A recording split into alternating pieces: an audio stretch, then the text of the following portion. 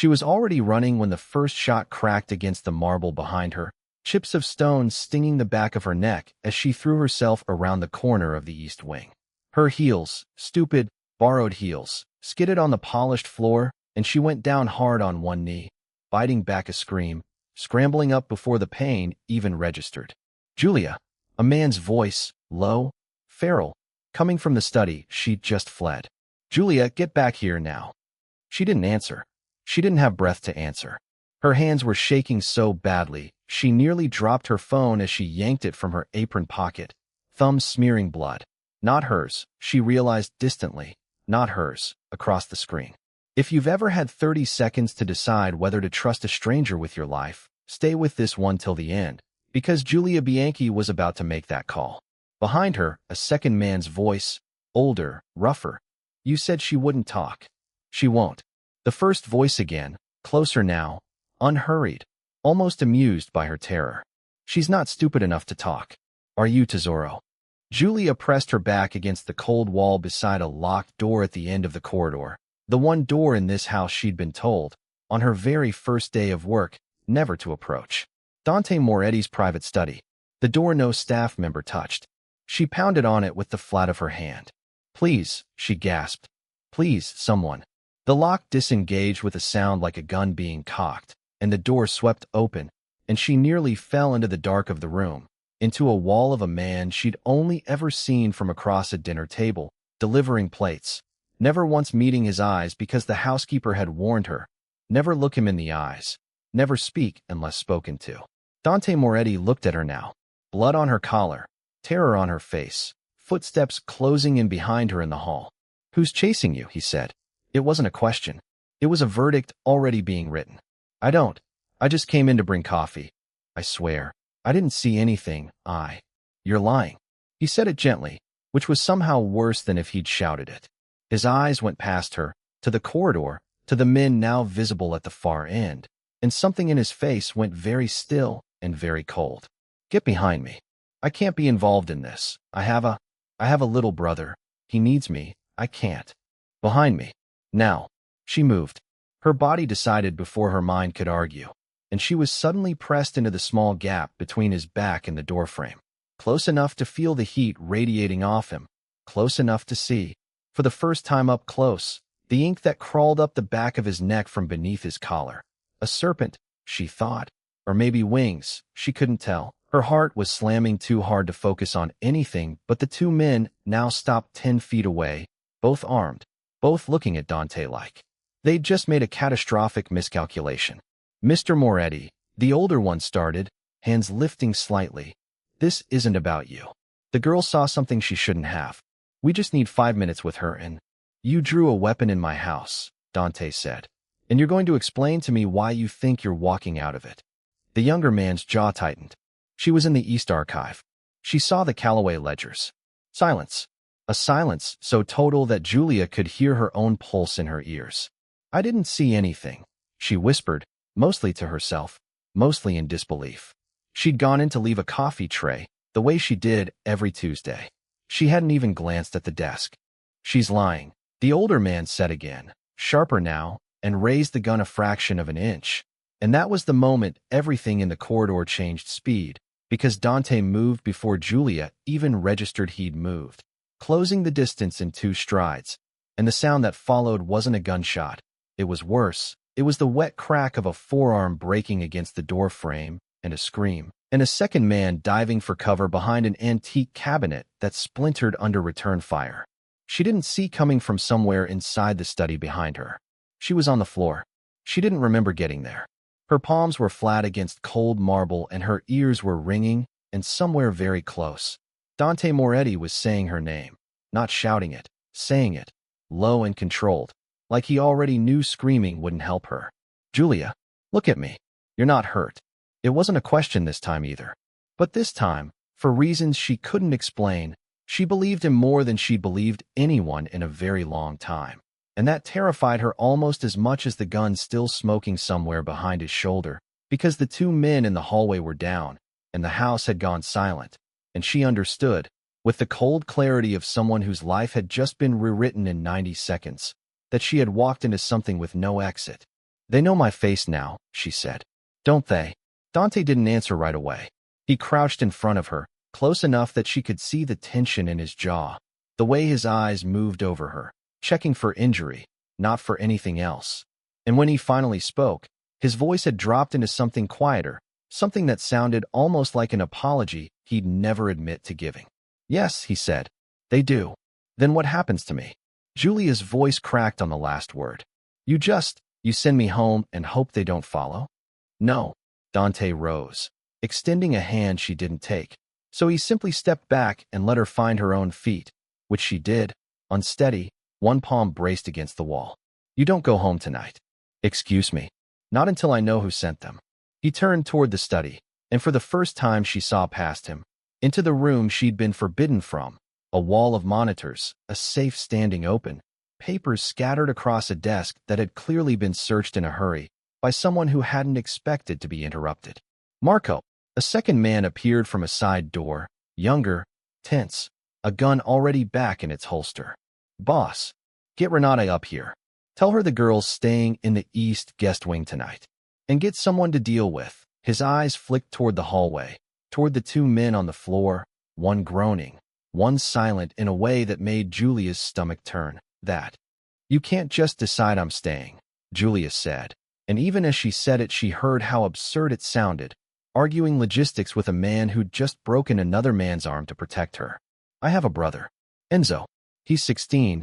He's home alone right now. If I don't come back, he'll. Call him. Dante's tone shifted, just slightly, the ice in it thinning. Tell him you're working late. I'll have someone drive by the apartment tonight. Make sure it's quiet. Why would you do that? It came out sharper than she meant. 3 years of watching men like him use kindness as a leash. You don't know me. You don't know my brother. You've never said 2 words to me before tonight. Something crossed his face, not quite guilt, but close to it. I know you've worked in this house 8 months. I know you're the only member of staff who doesn't flinch when I walk into a room. I know you stayed late in December to fix the kitchen pipes yourself instead of waking anyone, because you didn't want to be a bother. He paused. I noticed things, Julia. It's why I'm still alive. She stared at him, unsettled by how much he knew about a woman who mopped his floors and refilled his coffee, a woman he'd apparently never once looked at directly until tonight required it. That's not comforting, she said. That's terrifying. Good, he said. Terrified people ask the right questions. Sit. She didn't sit. She stood in the doorway of his study with her arms wrapped around herself, watching him move through the wreckage of the room like a man cataloging a crime scene he'd already half solved. The Callaway ledgers, she said slowly.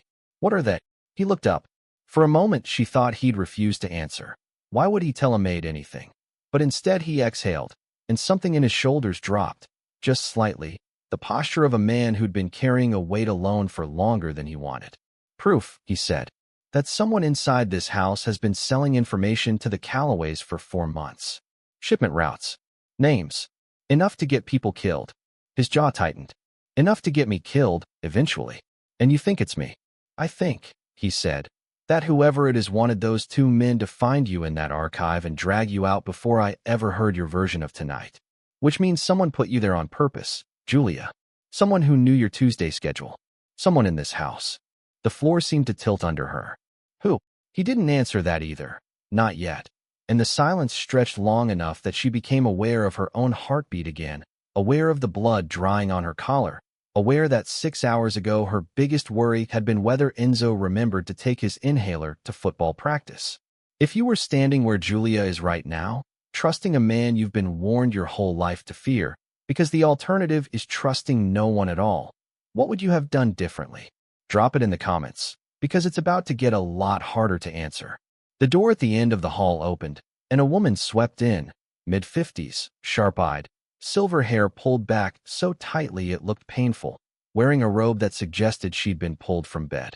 Renata, the head housekeeper, the woman who'd hired Julia 8 months ago and, until tonight, had never said more than 10 words to her in a single week. Renata's eyes went first to Dante, then to the bodies in the hall, then, last, to Julia, and in that last look, something flickered that Julia couldn't name. Not surprise, not concern, calculation. Mr. Moretti, Renata said smoothly, I heard gunfire. Is everything fine? Dante said, watching her carefully. Julia's staying in the East Wing tonight. See that she has everything she needs. Of course. Renata's smile didn't reach her eyes. Come with me, dear. Julia hesitated, glancing back at Dante, some instinct screaming at her not to leave this room, not to follow the one person who'd looked at her like a problem to be managed rather than a person to be protected. But Dante gave her the smallest nod. Go. And she didn't understand yet that it was an order disguised as reassurance, that he needed her out of that room so he could search it properly, that he already suspected the woman standing in the doorway more than he suspected her.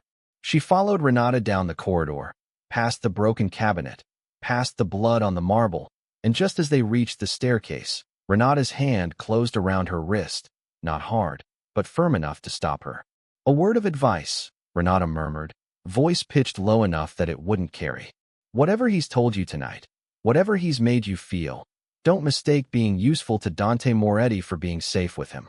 The last woman who did is buried under a rose garden in Sicily. Julia's wrist went cold under Renata's grip, colder than the marble beneath her feet. What did you say? You heard me. Renata released her, smoothing her robe as if nothing had happened, as if she hadn't just planted a knife between Julia's ribs and left it there to do its work slowly. Her name was Claudia. Sweet girl. Worked in the kitchens, same as you started. He liked her too, for a while.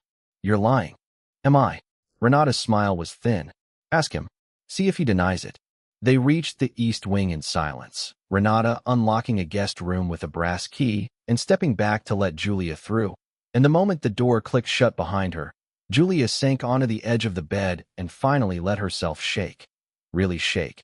The kind of full-body tremor she'd been holding back since the first gunshot, tears coming hot and fast because there was no one left in the room to be brave for. Her phone buzzed. Enzo, you said you'd be home by 9. Everything okay? She stared at the message for a long moment before typing back with unsteady thumbs. Running late at work. Don't wait up. Love you. You never work this late. Are you actually okay, Julia? She didn't answer that one. She couldn't, not honestly. And she wasn't about to lie to a 16-year-old who'd already lost both parents and had learned to read her silences like weather patterns. A knock at the door made her flinch so hard she nearly dropped the phone. It's Dante, came the voice through the wood, and something in her chest loosened before she could stop it. Relief, unwelcome and immediate, at the sound of his voice instead of Renata's. She opened the door.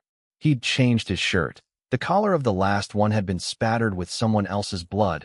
She realized now, understanding for the first time what she'd been standing beside in that hallway. You should be resting, he said, though he made no move to leave. Renata told me about Claudia. His face didn't change, but something behind his eyes did, a shudder coming down, fast and practiced, the look of a man who'd built an entire architecture around never letting this particular subject reach the surface. Of course she did. Is it true? Which part? Any of it? Julia's voice shook, but she held his gaze, refusing to look away first the way she'd been trained to for 8 months. That she worked here. That you, she stopped. That she's dead. Dante was quiet long enough that Julia thought he might simply turn and walk away, the way powerful men did when a question cut too close. Instead, he stepped into the room, and she caught, for the first time, the exhaustion under the control, a man who'd been holding a particular kind of grief so tightly for so long that it had fused into his bones. Claudia worked in my kitchens 2 years ago, he said finally. She wasn't involved in this life. She didn't ask to be. And she died because someone decided the fastest way to hurt me was to hurt someone I cared about who couldn't defend herself. His jaw tightened. I've spent 2 years making sure that never happens to anyone else in this house. Which is why tonight, when those men went after you, I didn't hesitate. Do you understand what I'm telling you? That you think this is happening again. I think, he said, that whoever sold those ledgers to the Callaways knows exactly what happened to Claudia, and they're using the same playbook. Get close to someone I protect. Use them as leverage, or as a warning, or as bait. His eyes moved over her face, and for a moment the wall between them seemed to thin, just slightly. I'm not going to let that happen to you. You don't owe me anything, Julia said, though her voice had lost its edge. I'm not her. I'm not anyone special to you. I clean your floors. You misunderstand. Dante's voice dropped lower, rougher. This has nothing to do with owing. I noticed you 8 months ago, Julia. I noticed you long before tonight, gave me a reason to say so out loud. I just never had a reason I could justify, until someone made the mistake of putting a gun near you. The room felt suddenly too small, the air too warm, and Julia found herself holding her breath in a way that had nothing to do with fear. Then her phone buzzed again on the nightstand, and this time it wasn't Enzo. Unknown number. She looked at Dante before she answered. Some instinct telling her this was the moment everything tilted, and when she pressed the phone to her ear, a woman's voice, calm, almost pleasant, spoke before Julia could say a word. Hello, Julia. I imagine Dante's standing right next to you, being very reassuring. He's good at that. A pause, unhurried, cruel in its patience. Tell him Vittoria says the ledgers were never the point. Tell him the point was seeing how fast he'd moved to protect a maid over the family he promised to protect 11 years ago. Tell him the clock started the moment you walked into that archive, and it's already running out. The line went dead. Julia lowered the phone slowly, her hand trembling, and looked up to find Dante's face had gone the color of stone. Who's Vittoria? She whispered. He didn't answer right away. When he finally spoke, his voice was barely above a breath. My sister. Your sister. Julia's mind spun, trying to fit the word into everything she thought she understood about this house. Renata said you don't have family left. She said. Renata says a great many things. Dante's voice had gone flat, controlled in the specific way of a man forcing himself not to shatter something. He crossed to the window, looking out at the dark grounds as though Vittoria might be standing on the lawn. Vittoria is my half-sister. Different mother. My father cut her out of the will 11 years ago, gave everything to me instead, and told her she'd get nothing unless she proved herself loyal to the family first. His hands curled into fists at his sides. She never forgave either of us for it. 11 years is a long time to wait for revenge. She didn't wait. She's been circling for years, small things, deniable things. This is the first time she's come close enough to touch someone He stopped himself. Someone you what? He turned to face her, and whatever wall had been holding back his expression finally gave way. Just for a second, just long enough for Julia to see something raw underneath the control. Someone I've started to care about more than I have any right to, given what I just dragged you into. Before she could answer, his phone buzzed against the desk. Not the burner Vittoria had used to call Julia, a second phone, one he pulled from his jacket with visibly steadier hands than his voice suggested. He read the screen, and his expression hardened into something colder than she'd seen yet. Marco found something, he said. Come with me. Now. They moved fast through the corridors, Julia half jogging to match his stride, down a back staircase she'd never been permitted to use, into a security room lined with monitors where Marco stood pale-faced in front of a paused feed. Show her, Dante said. Marco hesitated. Boss, I don't think. Show her. Marco pressed play. The footage was grainy, time-stamped from earlier that evening, the East Archive room Julia had walked into for a routine coffee delivery. On screen, she watched herself enter, set down the tray, and turned to leave, completely unaware of the woman who slipped into frame seconds later from a side door, moving straight to the desk, photographing the Callaway ledgers with practiced speed before vanishing again, well before the two armed men had ever arrived. Renata. She set the timeline, Marco said quietly. She sent you in on schedule, waited for you to leave, took the photos, and then tipped off the two men that a maid had seen the documents. You were never a suspect, Julia. You were a distraction, a body to throw between the real leak and anyone who came looking. Julia's stomach turned. She's the one selling information to the Callaways. To Vittoria, Dante corrected grimly. The Callaways are just the buyer. Renata's been feeding my sister everything for months, probably since before Claudia. His voice had dropped to something dangerous and quiet. She's been in this house 11 years. I trusted her with everything.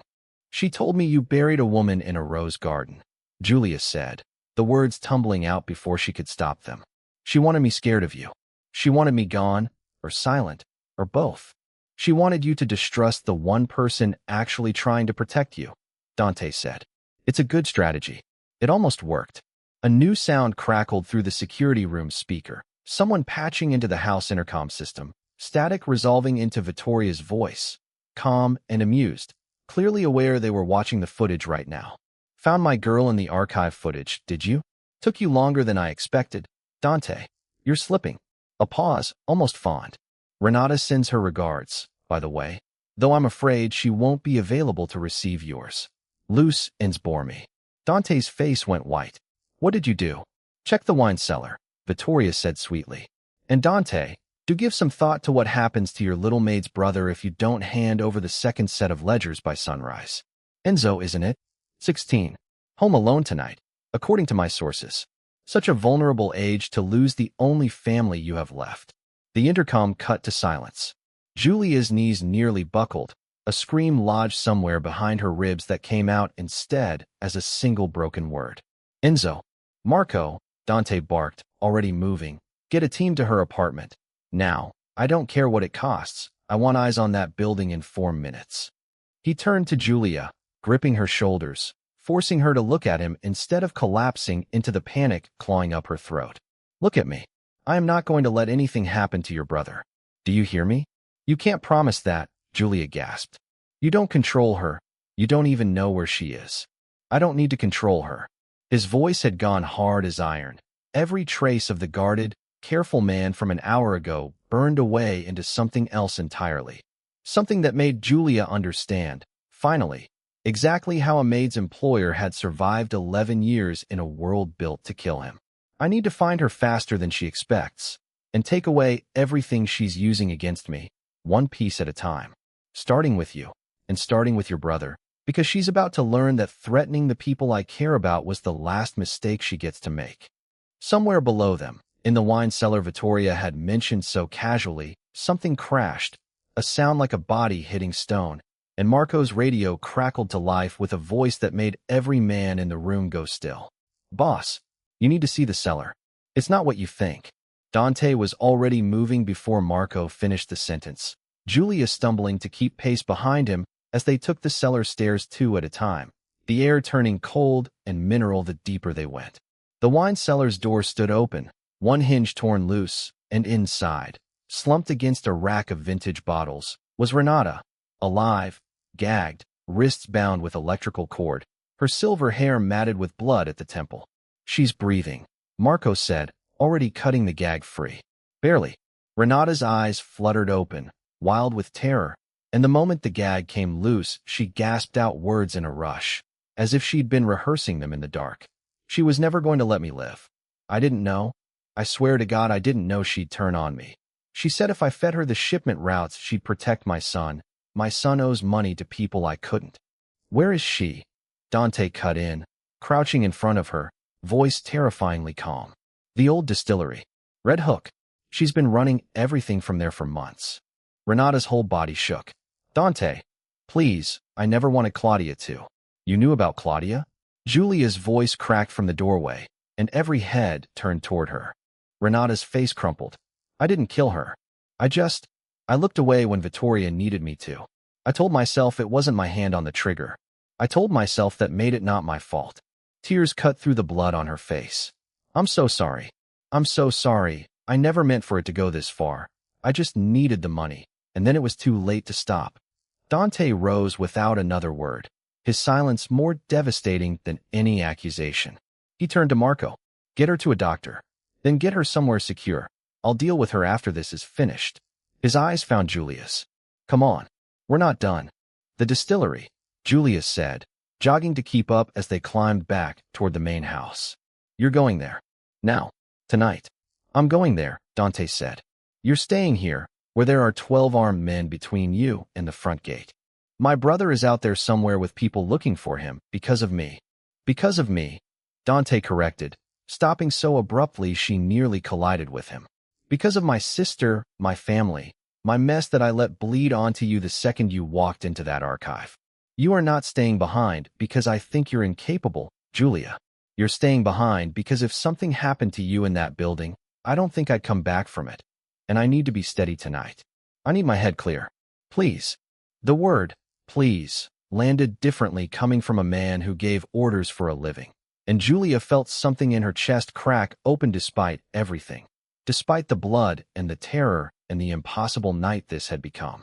Marco's radio crackled again before she could answer, a different voice this time. Tense and clipped, the team dispatched to her apartment. Boss, we've got a problem. Building's dark, No sign of forced entry. But the kid's not answering the buzzer, and there's a car idling across the street that's been there for 20 minutes. Engine running. 2 occupants. A pause. Worse than the words themselves. One of them just got out. Julia's stomach dropped through the floor. That's my building. You have to let me call him. Please, just let me try calling him. She was already dialing before anyone answered. The phone pressed so hard to her ear it hurt. Ringing once, twice, 3 times, 4, and on the 5th ring, just as she was certain her heart would stop entirely, the call connected. Enzo. Her voice broke on his name. Enzo, are you there? Please say something. Static. Breathing. And then, not her brother's voice at all, but a woman's. Light, pleasant, terrifyingly close. He's a sweet kid, Vittoria said. Doesn't put up much of a fight when there's a gun involved. Smart boy. A soft, unhurried laugh. Dante, I assume you're listening. Here are the new terms. You, alone, at the distillery, within the hour, with the second ledger and nothing else. Bring backup, and I'll let Enzo find out exactly what happened to Claudia, up close this time. Vittoria, Dante's voice, low and lethal, cutting in. 1 hour, she said. And Julia? Try not to cry too hard. It's terribly unbecoming on camera. The line went dead, and somewhere in the silence that followed, a new notification chimed on Dante's phone. A video file, 3 seconds long, just uploaded. Marco's hands were shaking as he opened it. It was Enzo, bound to a chair, a gun visible at the edge of the frame. His 16-year-old face white with terror as he looked directly into the camera and mouthed for words that made Julia's knees finally give out beneath her. Sister, help me. Please. Julia hit the floor hard, but she barely felt it. Every nerve in her body had narrowed down to the 3 seconds looping on that screen. Her brother's face, her brother's voice, silent and screaming at once. Dante was on his knees beside her before Marco could move, his hands closing around her arms, not gentle this time, urgent. Look at me. Julia, we are getting him back. Do you hear me? I need you with me. Right now, not falling apart. Falling apart later, I promise you that, but right now I need you. Something in his voice cut through the panic enough to let her breathe. She nodded, once shaking. Good. He was already rising, pulling her up with him, his mind visibly shifting gears, the grief and rage compressing into something colder and more useful. Marco, I want the second ledger copied, not the original. She doesn't get to walk away with the real thing no matter what she thinks she's negotiating for. I want 2 teams at the distillery's rear entrance before I ever walk through the front door. And I want, his eyes moved to Julia, her in the car with me. Boss, that's not. She stays in the car, Dante said. Locked, guarded, out of the line of fire. But if this goes wrong, and Enzo needs someone he trusts in the last 30 seconds, it's not going to be a stranger with a gun. It's going to be his sister. Non-negotiable. Julia had never been more terrified or more grateful for anything in her life. The drive to Red Hook took 11 minutes that felt like 11 years.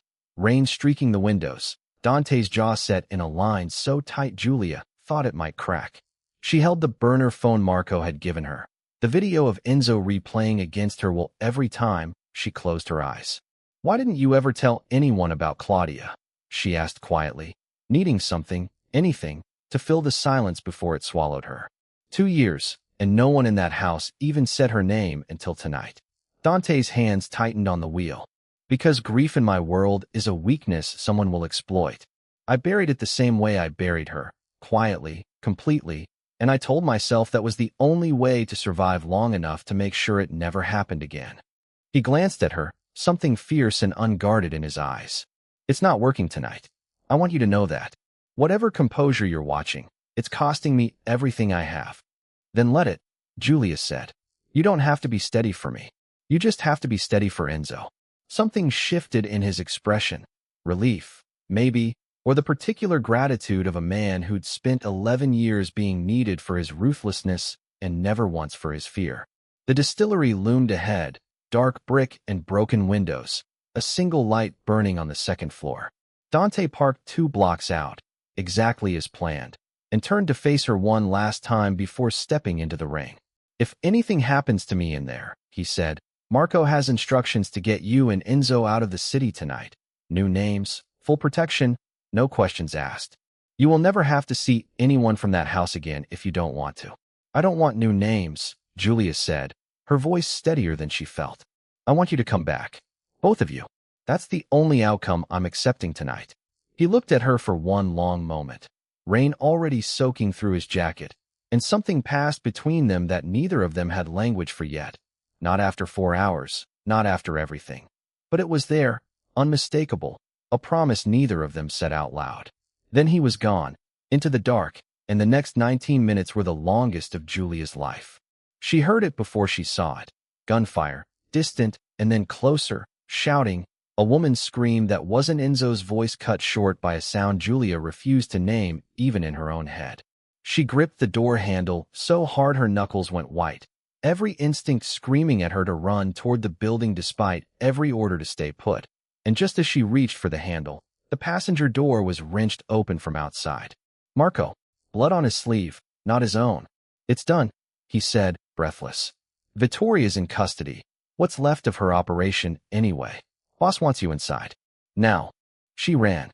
Through the rain, through the broken front doors, down a corridor that reeked of gunpowder and old wood, into a back room where Dante knelt on the floor, cutting the last of the rope from Enzo's wrists with hands that were finally, visibly shaking. Julia, Enzo's voice broke as he saw her, and she crossed the room in 3 strides and pulled him into her arms, both of them sobbing, both of them alive. And over her brother's shoulder, she found Dante watching them with an expression she'd never once seen on him in 8 months of serving his coffee and mopping his floors. Something unguarded, something that looked, for the first time, like a man who had finally let himself be found. Vittoria was gone by morning, arrested, her network dismantled piece by piece over the following weeks, and Renata's fate would be decided later, in a conversation Julia wasn't part of and didn't ask about. What she did know, 3 days later, standing in the doorway of a kitchen that no longer felt like someone else's house, was that Dante Moretti had asked her to stay, not as staff, not out of guilt, but because he'd finally found a reason strong enough to say the truth out loud, that he'd noticed her long before that door ever needed opening, and he didn't intend to let her walk through it alone again. If this story pulled you in, hit subscribe so you don't miss the next one, and drop a comment telling me which moment hit hardest, because your reactions are exactly what shape where these stories go next.